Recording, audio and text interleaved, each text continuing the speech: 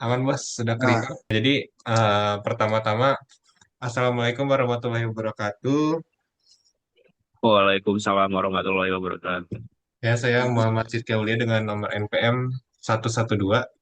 Di sini kita akan membahas tentang pertanian di tengah kemajuan ekonomi. Nah, pertama kita ada prolog sedikit, di mana eh, sejak pergantian Menteri Keuangan yang terbaru, yaitu Pak Purbaya, dari yang sebelumnya Ibu Sri Mulyani, arah kebijakan ekonomi Indonesia menunjukkan perubahan yang cukup terasa. Pemerintah kini fokus pada pertumbuhan yang lebih inklusif, efisien, dan berkelanjutan. Berdasarkan data BPS, ekonomi Indonesia tumbuh 5,24% pada triwulan 2 2025. Nah, ini naik dari 5,11% tahun yang sebelumnya atau triwulan sebelumnya. Konsumsi rumah tangga meningkat sebesar 5,8% dan investasi tumbuh 4,9%. Nah, ini juga menandakan geliat ekonomi yang kuat. Nah, inflasi yang sekarang juga jauh lebih terkendali, yakni di angka 2,9%, turun dari yang sebelumnya 3,3%. Pada akhir 2024, sektor komunikasi, manufaktur, dan pertanian mencatat pertumbuhan yang positif. Sementara realisasi investasi mencapai 442,8 triliun, naik hampir 9% dari tahun yang sebelumnya. Selain itu, defisit APBN juga berhasil ditekan sehingga 2,3% terhadap PDB.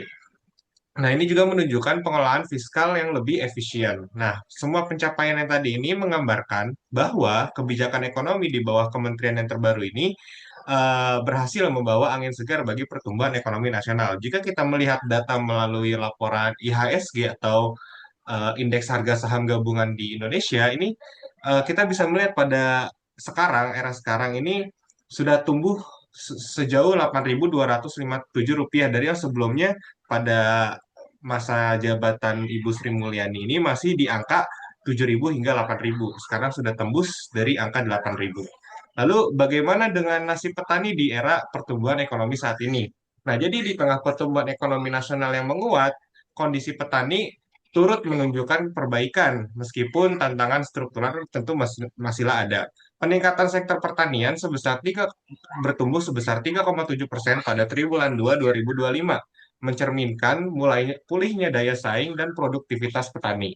Berdasarkan berbagai program subsidi pupuk yang lebih tepat sasaran serta investasi pemerintah dalam infrastruktur irigasi dan akses pasar, harga komoditas yang relatif stabil dan ketersediaan teknologi pertanian yang lebih luas juga membantu meningkatkan pendapatan petani di sejumlah wilayah. Namun, tentunya ketimpangan akses terhadap modal dan pendampingan teknis masih menjadi pekerjaan rumah atau pekerjaan para petani yang harus diselesaikan. Nah, untuk menjaga keberlanjutan pertumbuhan ini, kebijakan ekonomi ke depan perlu lebih menekankan pemberdayaan petani kecil, lalu peningkatan nilai tambah produk pertanian, dan serta perlindungan terhadap resiko perubahan iklim yang mulai berdampak pada pola tanam dan hasil panen. Nah, ini ada data sedikit dari BPS, pertumbuhan nilai tukar petani nasional dari tahun 2015 hingga tahun 2024. Walaupun yang tahun 2025-nya tidak keluar, namun di sini kita tentunya dapat bisa memprediksi bahwa di tahun 2025 ini nilai tukar petani akan di atas 112. Nah, jadi kira-kira faktor apa aja nih yang membuat kondisi tersebut bisa terjadi? Ada yang punya pendapat?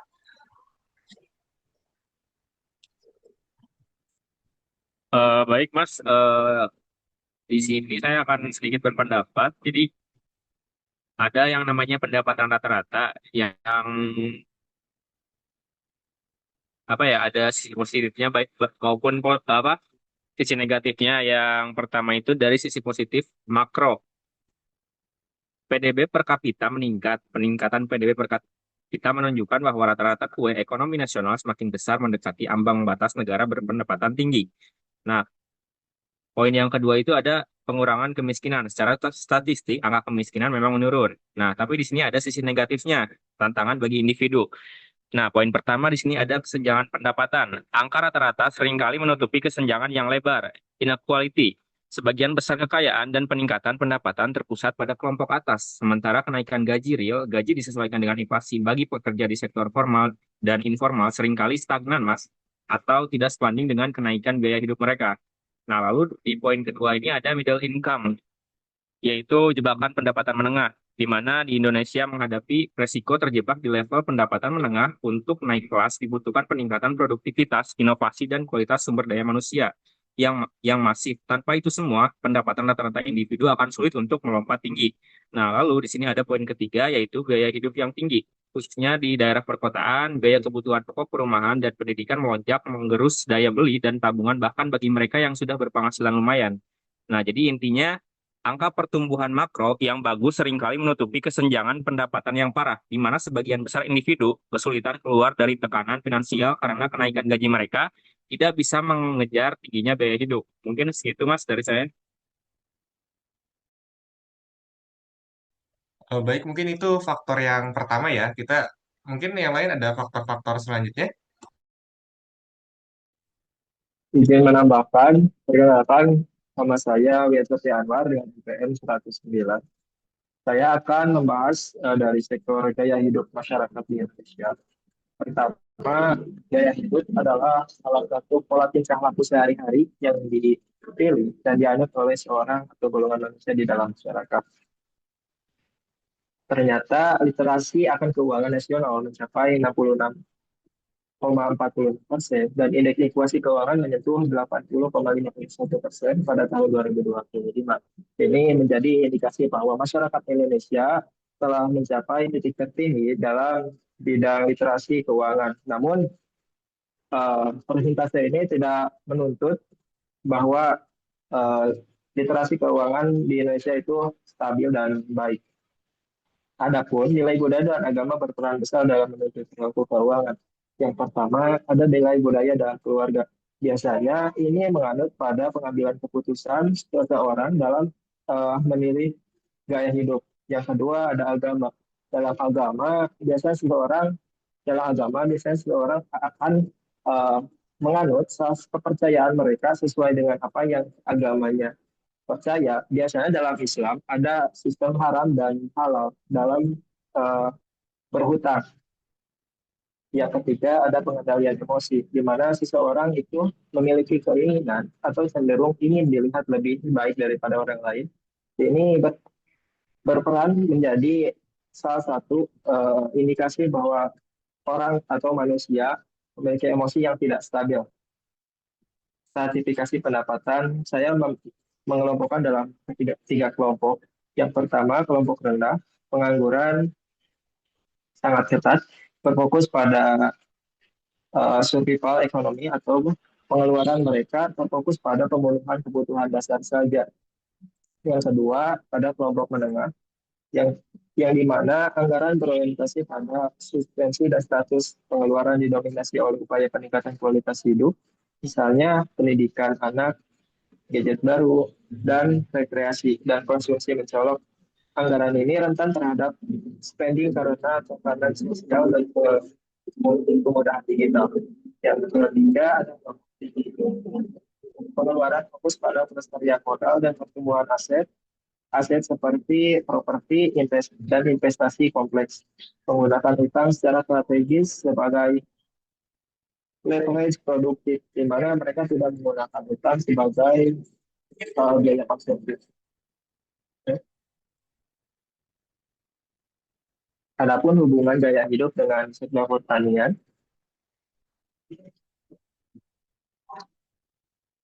ternyata literasi finansial bagi petani adalah salah satu faktor penting di mana petani diharuskan untuk memiliki pemahaman setidaknya paham bahwa uh, literasi finansial ekonomi itu sangat dibutuhkan. Adapun tiga manfaat kepada petani yang memiliki literasi finansial yang baik, yaitu dapat mengelola hasil panen dan pendapatan dengan lebih tercerna. Yang kedua, menghindari jeratan rentenir atau pinjol pertanian. Yang ketiga, ada mengakses modal digital atau fins agraria dan koperasi digital. Dengan kata lain, transformasi finansial digital bisa jadi kunci kebangkitan ekonomi petani dengan tidak jatuh ke jebakan konsumsi. Biasanya petani seringkali mengajukan modal, namun modalnya itu hanya digunakan sebagian saja, sebagiannya lagi digunakan untuk kebutuhan konsumtif, di mana ketika itu terjadi, akan timbulnya ketidakstabilan perekonomian dalam sektor pertanian karena modal yang digunakan itu tidak sepenuhnya untuk pemenuhan kebutuhan di bidang pertanian. Tumbuhan yang subur karena tanahnya, tetapi petani makmur pasti karena pola. Terima kasih, mungkin sekian. Oke, jadi faktor yang kedua ini terkait dengan hubungan gaya hidup dengan pertanian ya, atau biasa ya kata-kata yang bagus sebagai penutup dari teori kedua. Mungkin ada teori terakhir eh, penyampaiannya disampaikan oleh Mas Al ya. Ya, selain gaya hidup, tentu ada apa ya namanya? Ada pengaruh yang terakhir, yaitu financial mindset, yang dimana pola pikir keuangan, financial mindset adalah manifestasi dari perilaku dan kepercayaan yang dimiliki tentang uang. Pola pikir ini merupakan hal yang penting dalam membangun kebiasaan finansial yang baik dan menjadi panduan untuk mencapai tujuan uh, keuangan yang ideal bagi masyarakat. Nah, financial mindset bukanlah takdir yang tidak dapat diubah, melainkan sebuah keterampilan yang dapat dipelajari, diasah, dan dikembangkan seiring waktu. Fondasinya seringkali diletakkan pada masa kanak-kanak yang dibentuk oleh cara keluarga membicarakan, yaitu membicarakan uang, kebiasaan menabung yang dicontohkan. Nah, untuk yang apa sih hubungannya dengan para petani ini? Para petani seringkali tentu financial mindset ini sering apa ya berhubungan dengan perilaku pelaku agribisnis yang terbentuk dari tradisi dan pengalaman generasi sebelumnya. Kesadaran baru akan muncul untuk meninjau kembali kebiasaan tersebut. Nah, contohnya sendiri yaitu jika memiliki pola pikir yang tradisional seperti yang penting tanam aja dulu, lalu panen terus jual. Nah, ini merupakan pola yang kebiasaan-kebiasaan yang terbawa sejak dahulu kala. Untuk kebiasaan yang dapat ditanamkan, yaitu kebiasaan baru, yaitu seperti memikirkan seperti apakah cara orang tua saya mengelola keuangan pertanian masih relevan dengan harga pupuk dan pestisida terus naik. Nah, eh, perilaku pola mindset tersebut yang sudah berkembang. Lalu yang kedua ada terbuka pada informasi baru dalam pertanian. Pelaku agribisnis secara aktif mencari pengetahuan baru untuk meninggalkan kebiasaan lama yang tidak efisien dan mengadopsi praktik yang lebih baik. Nah, contohnya pada kebiasaan baru itu biasanya para petani atau pelaku agribisnis itu tidak melakukan pencatatan.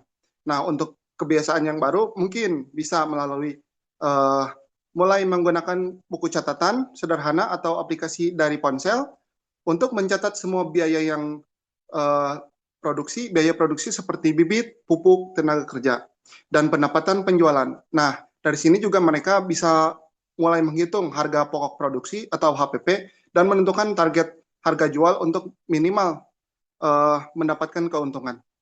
Mungkin sekian.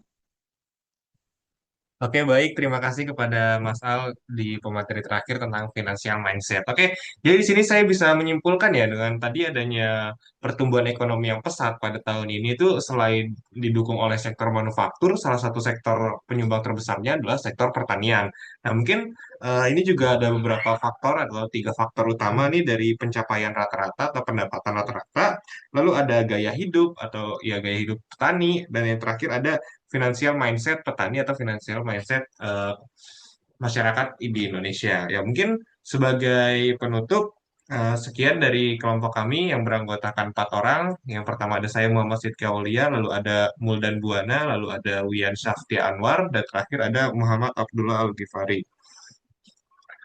Kurang lebihnya mohon maaf. Wassalamualaikum warahmatullahi wabarakatuh. Waalaikumsalam. Waalaikumsalam.